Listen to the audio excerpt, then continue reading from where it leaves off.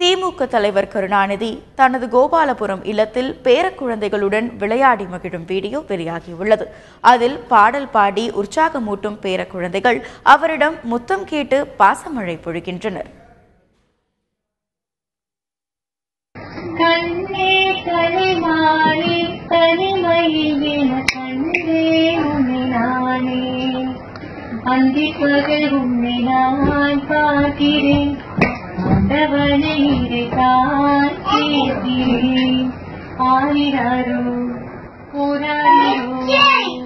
பூமை என்றால் நதிதொரு அமைதி,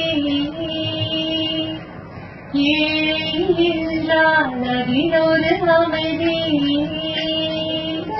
நீயோ கிளி பேரு பண்பாடும் ஆனந்த கோயில் பேரு. கண்ணே கலைமானே கனிமணியே கண்ணே